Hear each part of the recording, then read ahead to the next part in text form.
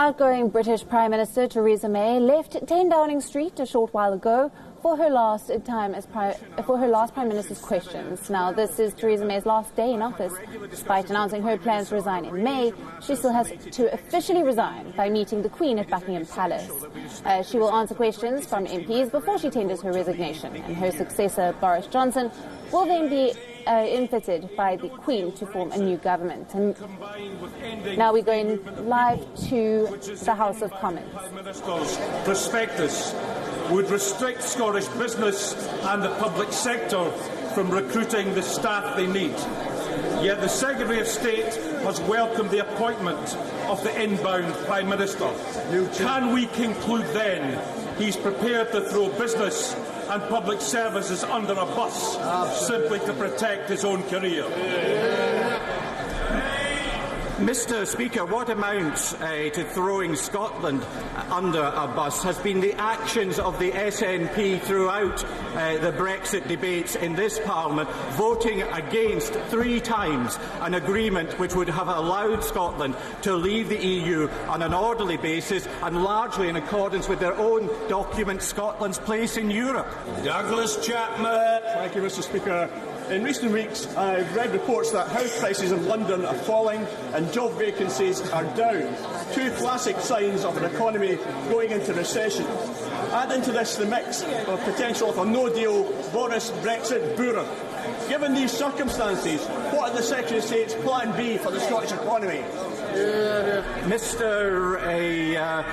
Speaker, the incoming Prime Minister has been very clear that he wants to leave the EU with a deal, and that is the best outcome for Scotland. Tommy Shepherd. Thank you, Mr. Speaker. Let me read this for fear of misquoting the Secretary of State.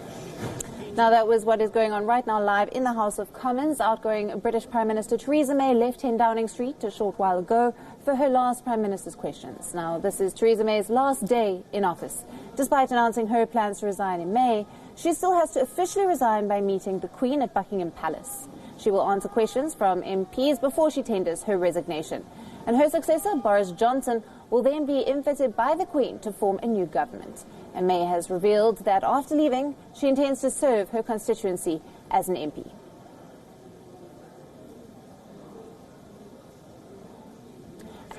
And now we are going back to the House of Commons. Place within the United Kingdom, and that, in government or out, will be my continuing priority. Tommy Shepherd. Mr. Speaker, the House will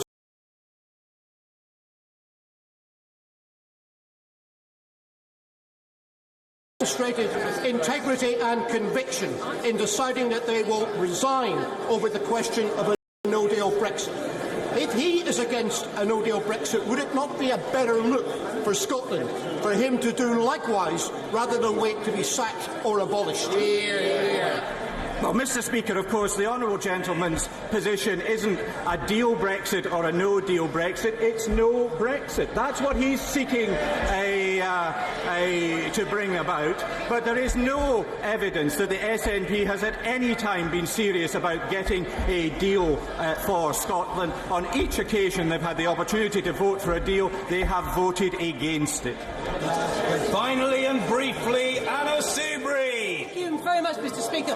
Mr. Speaker,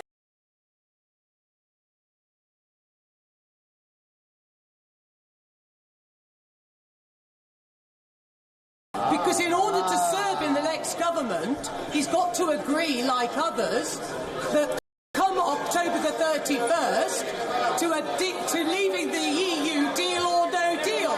So could he tell us, yes or no, will he be at the dispatch box again, or are these his last questions? Mr. Speaker, I fear that the honourable lady's endorsement will have sealed my fate.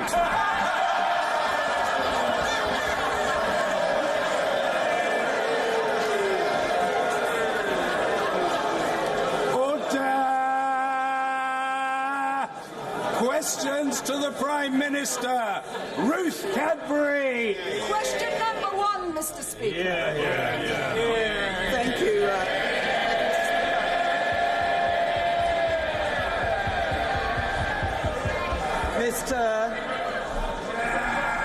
Mr. Speaker, this morning I had meetings with ministerial colleagues and others. Following my duties in this House this afternoon, I shall have an audience of Her Majesty the Queen. I shall then continue with my duties in this House from the backbenches, where I will continue to be the Member of Parliament for Maidenhead. Thank you, Mr. Speaker.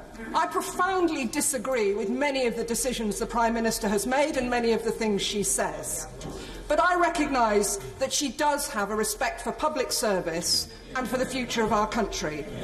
So how does she feel about handing over to a man who, among many things, is happy to demonise Muslims, is prepared to chuck our loyal public servants and diplomats under a bus, and promises to sell our country out to Donald Trump and his friends? I am pleased to hand over to an incoming Leader of the Conservative Party and Prime Minister, who I worked with when he was in my cabinet, who...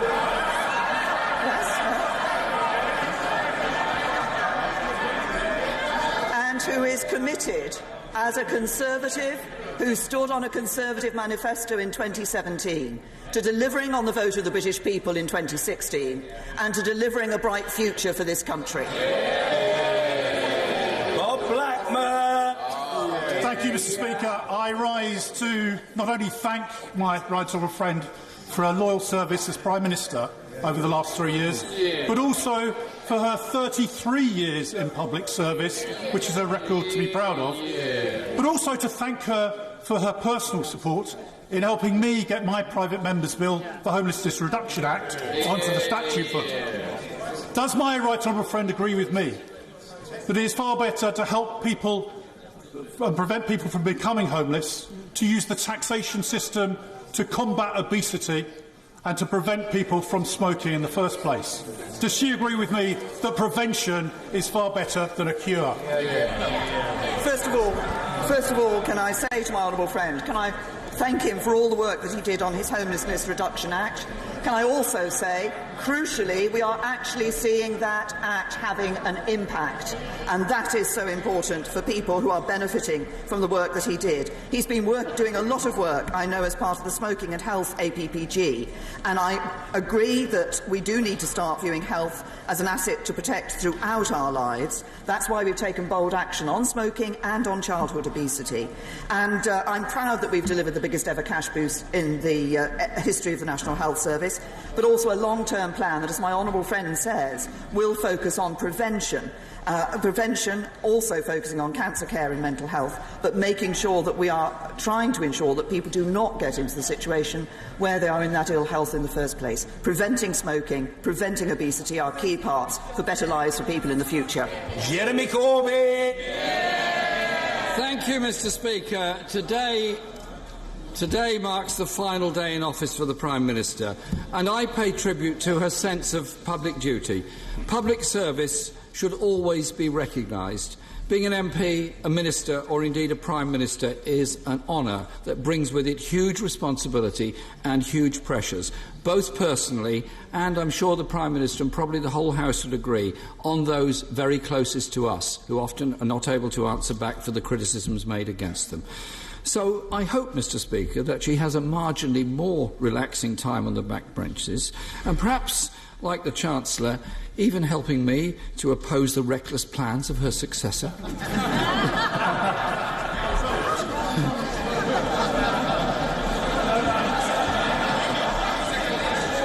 Mr. Speaker, if I may continue,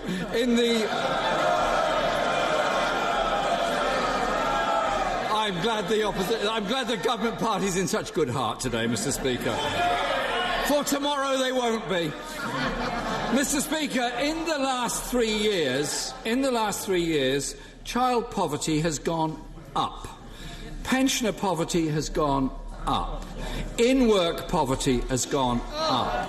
Violent crime has gone up. NHS waiting times have gone up. School class sizes have gone up. Homelessness has gone up. Food bank use has gone up. Does the Prime Minister have any regrets about any of those things I've just said?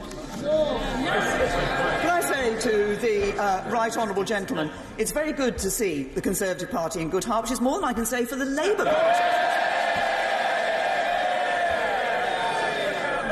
Let me just tell the right honourable gentleman, let me just say something to the right honourable gentleman about my record over the last 3 years and how I measure my record over the last 3 years. It's in the opportunity for every child who is now in a better school. It's in the comfort for every person who now has a job for the first time in their life. It's in the hope of every disadvantaged young person now able to go to university. And it's in the joy of every couple who can now move into their own home. Because at its heart, politics isn't about exchanges across these dispatch boxes, nor about eloquent speeches or media headlines. Politics is about the difference we make every day to the lives of people up and down this country. They are our reason for being here, and we should never forget it. Mr. Speaker, politics is about real life. Politics is about what people suffer in their ordinary lives. And I didn't mention that per pupil school funding has gone down. Police numbers are down. GP numbers are falling. In the 2017 Conservative manifesto, the Prime Minister promised that no school would have its budget cut and that they would protect TV licences for the over 75s and halve rough sleeping. Which of these pledges is the Prime Minister most sorry has not been achieved? Can I just point out to the right honourable gentleman, I'm pleased to hear that he spent some time reading the Conservative Party manifesto in 2017. Had he read it properly, he's not been known always for reading the documents that he stands up and talks about. Had he read it properly, he'd have said we did make a pledge on rough sleeping, to halve rough sleeping by 2022 and to stop rough sleeping by 2027. I'm pleased to say that in the last year we have seen rough sleeping going down, and particularly rough sleeping going down in those areas where this government has been taking action. Jeremy Corbyn. I don't quite know where the Prime Minister gets her figures from on rough sleeping. All I know is that I travel around this country just like other members of this House, and I talk to people who've had a disaster in their lives and end up rough sleeping. We are the 5th richest country in the world. It is surely wrong that anyone should end up sleeping on the streets of this country. We can and should do something about it. Mr. Speaker, I've often disagreed with the Prime Minister and have many criticisms of her policies. However, I welcomed the reduction in the stake on fixed odds betting terminals, the adoption of the Children's Funeral Fund and scrapping employment tribunal fees. Which of these policies is the Prime Minister most proud of? What can I say to the right honourable gentleman? I'm proud of all the policies that we have introduced that have been improving people's lives. I'm proud of the fact that through the balanced management of the economy that we have done, we now see more people in work in this country than ever before. I'm proud of the fact there are more children in good and outstanding schools. I'm proud of the fact that the attainment gap between the disadvantaged and the advantaged has been narrowed under this government. And I'm proud of the fact that we are putting the biggest cash boost in its history into our National Health Service. We are ensuring that the National Health Service, the most beloved institution in this country, will be there for people into the future. This is a Conservative government, my government, delivering on the things that matter to people in their day-to-day lives. Mr. Speaker, the Prime Minister may have noticed that none of those things that I mentioned were actually in the Conservative Party manifesto in 2017, but every one of them was a Labour pledge in 2017. On Brexit, the Prime Minister's own red lines ruled out any sensible compromise deal. Only after she had missed her own deadline to leave did the Prime Minister even begin to shift her position. But by then, she no longer had the authority to deliver. Her successor has no mandate at all. Does she have confidence that the Right Honourable Member for Uxbridge will succeed where she has not? Can I just say to the right honourable gentleman, I worked tirelessly to get a good deal for the UK, and I also worked hard to get that deal through this Parliament. I voted for the deal. What did the right honourable gentleman do? He voted against a deal, he voted to make no deal more likely, and when there was a prospect of reaching consensus across this House, the right honourable gentleman walked away from the talks. At every stage, his only interest has been playing party politics. And frankly, he should be ashamed of himself. We've had 3 years of bungled negotiations, and we now have the spectacle of a Prime Minister coming into office with no electoral mandate, looking for a Brexit deal that has been ruled out by the European Union, or in the case of a no deal, ruled out by the majority in this House and by anyone that understands the dangers to the British economy of a no deal. The next Prime Minister thought the Isle of Man was in the European Union and that the European Union made rules about kippers that, in fact, were made by the government that he was part of. He also said the UK could secure tariff-free trade through Article 24 of the General Agreement on Tariffs and Trade, despite the Trade Secretary, Attorney General, Governor of the Bank of England, all confirming that is not possible. At the start of 2018, it's coming, don't worry.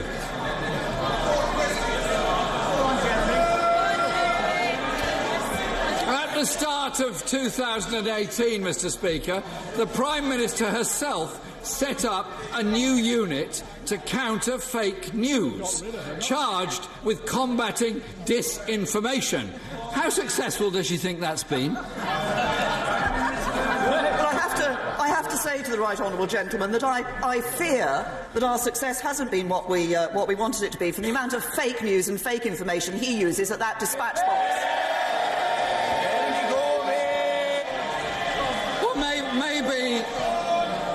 Maybe, Mr. Speaker, she can have a word with her successor on the way out. But let me conclude by welcoming some for today.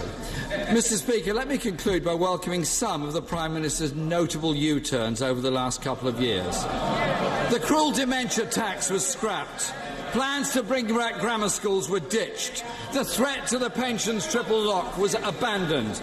Withdrawal of the winter fuel payments was dumped. The pledge to bring back fox hunting was dropped. And they binned their plan to end universal free school meals for 5 to 7-year-olds. The Prime Minister has dumped her own manifesto. Given that her successor has no mandate from the people, no mandate in which to move into office, doesn't she agree the best thing that the Right Honourable Member for Uxbridge could do later on today, when he takes office, is to call a general election and let the people decide their future?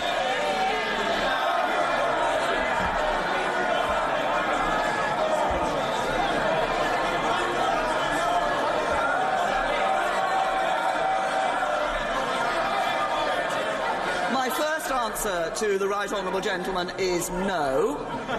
And if he wants to talk about people ducking manifesto commitments and commitments made during a general election campaign, can we remember what the Labour Party, the right honourable gentleman, said about student debt? Going to abolish student debt after the election? No, he rose back on that promise, What did he say during the general election? He was committed to Trident. What does he say after the general election? No, he's not committed to Trident at all. He has broken promise after promise to the people of this country. But I say to the right honourable gentleman, as this is the last time that we will have this exchange across these dispatch boxes,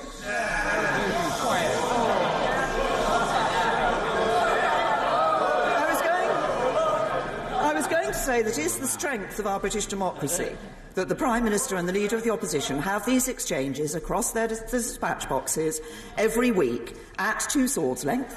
No quarter is sought and none is given. And that's as it should be in our adversarial parliamentary democracy. But he and I are very different people, and we're very different politicians. I think we approach the issues we face in this country in different ways. I have spent all but one of my years in this House on the front bench trying to implement the policies I believe in. He has spent most of his time on the backbenches campaigning for what he believes in, often against his own party. But what I think we both have in common is a commitment to our constituencies. I saw that after the terrorist attack in Finsbury Park Mosque in his constituency. But perhaps I could just finish my exchange with him by saying this. As a party leader who has accepted when her time was up, perhaps the time is now for him to do the same.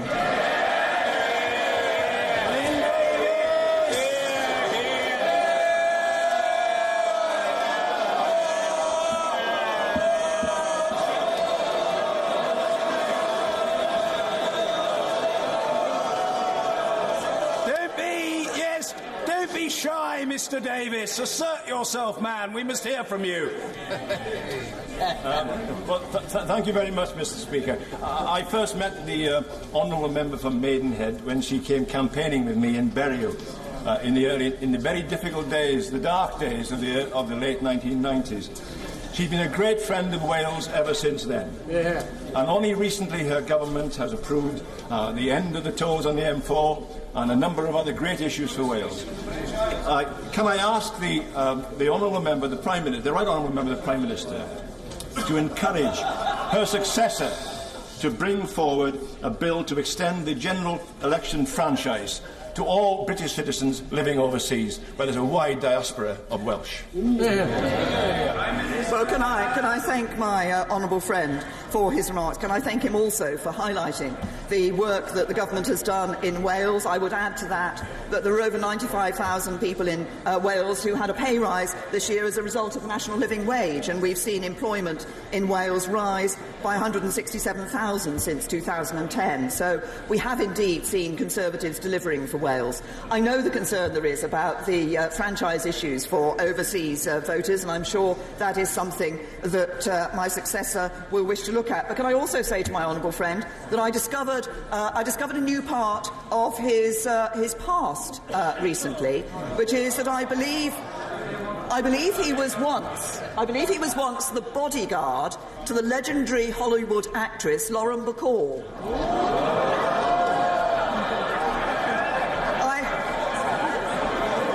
I have to say, Mr. Speaker, I think his red face tells us all. Ian Blackford. Thank you, Mr. Speaker.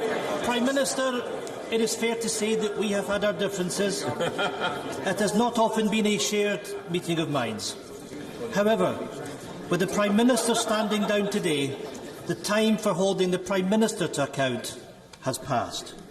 Mr. Speaker, the burdens of office are considerable. The loneliness of leadership can be stark. Whilst there are times we have clashed on points of political difference, equally we have stood together when it has been right to do so. Over Salisbury and over the threats to the UK's national security. The Prime Minister has made sure that opposition leaders were informed rightly at key moments in national security.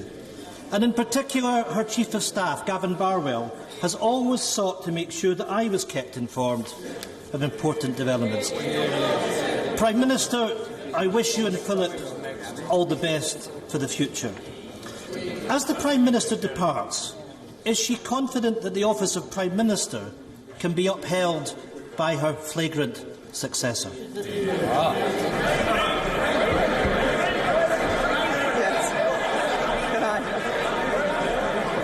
Can I first of all thank the right honourable gentleman for his remarks.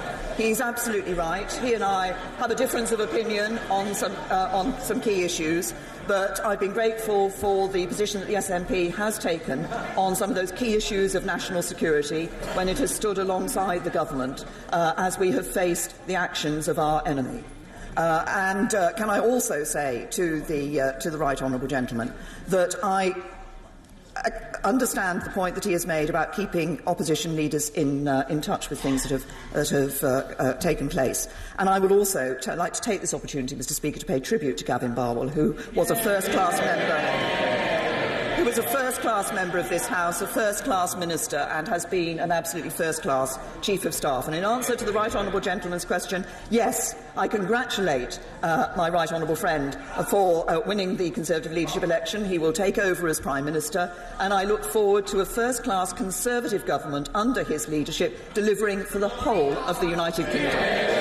Ian Blackburn. Mr. Speaker, the Prime Minister-elect has no mandate in Scotland. He has no mandate from the people. The government he is busy forming has no mandate in Scotland. Mr. Speaker, Scotland deserves better. A Snap YouGov poll shows 60% of people in Scotland are dismayed and disappointed by the new Prime Minister. Prime Minister, we on these benches have tabled an early day motion with friends from parties across this House rejecting this House being shut down before November. Following Parliament's overwhelming message in last week's vote, can I invite the Prime Minister, in one of her first actions as a backbench MP, to sign our early day motion and join efforts to stop the suspension of Parliament under any circumstances? Can I say to the Right Honourable Gentleman, as I said in answer to his first question, I accepted that he and I do have differences on a number of issues. I think we both have a passion for delivering for the people of Scotland. I want to do that with Scotland as part of the United Kingdom. He wants to take Scotland out of the United Kingdom. And can I say to him that what we do have in this government is a mandate from the people to form a government of this country. That's how we run things in the parliamentary democracy, that we have here in this country. We also have a mandate from the people to deliver on the result of the 2016 referendum. And if he's so interested in delivering on mandates of the British people, he should have voted for the deal and take us out of the EU. Mrs. Pauline Latham. Thank you, Mr. Speaker. The Derwent Valley Cycleway is an aspirational project running through my constituency which would create an off-road cycleway between Derby and Baslow, providing an alternative commuting route, encouraging tourism, encouraging cycling amongst the young and improve the health of the local population. Does the Prime Minister agree with me that more funding should be made available to support this and other similar projects? Well, can I recognise the importance of increasing cycling and walking? This is important for people's health, it's important for the local environment, and schemes like the Derwent Valley Cycleway provide significant benefit to the local economy as well as to health and the environment. So we have doubled our spending on cycling and walking in England, and our local cycling and walking infrastructure plan enables local authorities to take a strategic approach to planning improvements in their local cycling and walking, and to integrate those into wider plans for transport and economic development. And I'm sure this is an issue that will continue to be supported by Conservatives in government. Mr. Speaker, in Newcastle, the Prime Minister's departure invokes neither the despair of a Rafa Benitez, nor yet the joy of a Mike Ashley, and she may take comfort from that. But as she considers her choices, House of Lords, dignified retirement, working with her successor, can I ask her to work to bring dignity and choice to others? She is a WASPy woman. Will she dedicate her prime ministerial retirement to justice for all WASPies? Can I say to the Honourable Lady that, first of all, we have put £1 billion extra into the pension system, recognising concerns that were expressed by women about the changes to pensions. But she references what I'm going to be doing in the future. I thought I'd already made that very clear. I will be continuing in this House as the Member of Parliament for Maidenhead. Closed question, Michael Fabricant. Question 14, sir. I'm sure my honourable friend will want to join me in saying how pleased I am with the economic growth that we've seen in the West Midlands Combined Authorities area. Outputs increased 27% over 5 years, productivity increased at twice the national rate last year, and employment has increased since 2011. And I think that the West Midlands Combined Authority shows precisely what a local, visible, innovative leadership can do, and how it can be the key to building a strong economy and a fairer society. Michael Fabricant. With the Prime Minister's active encouragement, the Mayor of the West Midlands was elected in May 2017.